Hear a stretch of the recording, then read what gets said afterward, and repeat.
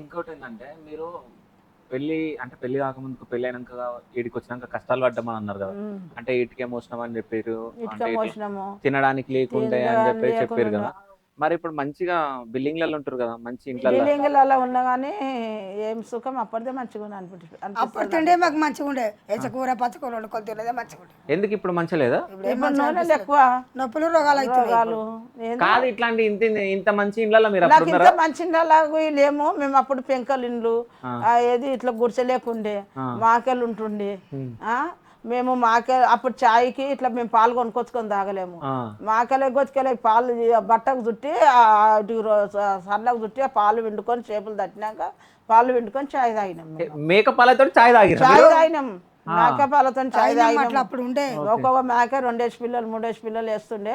మేక అట్లా ఎక్కువ అవుతాయి పాలు అంట అని పొద్దుగాల చాయ్కి వస్తాయి అంట అని అట్లా పట్టుకొని మేము చాయ్ కూడా తాగినాం. ఓకే, మీరు అప్పుడు ఏ సబ్బులు వాడుతుండే మీరు అప్పుడు? అప్పుడు మేము సంతూర్ సబ్బు, నేనైతే చింతాలు ఆడినా నల్ల సబ్బు బట్టల సబ్బు.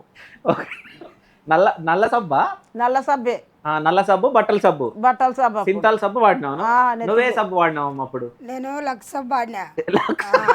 లక్స్ సబ్బు లక్స్ ఉందా అప్పుడు? లక్స్ ఉందా? ఉండే చిన్న చిన్న ఉండే.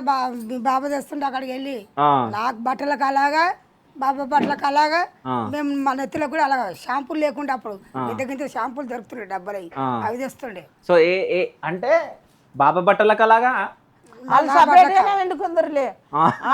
వండుకుందాము మేము మా అత్తది మేము మాకు 2 పిల్లలు. అప్పుడు మేము 6 8 మంది ఉన్నుంటిమి.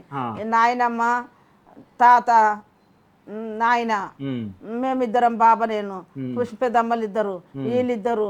మీ బాబా డ్యూటీకి పోతుండే. ఇద్దరు ఎంతైనా సపరేట్ గా తెచ్చి పెడుతుండే మాకు సపరేట్ గా లేదు గిపరేట్గా లేదు. కుండలు ఉడికిన కూడే అదే పలుచు పులుసు చింతపండు తక్కువ మీ ప్రకారము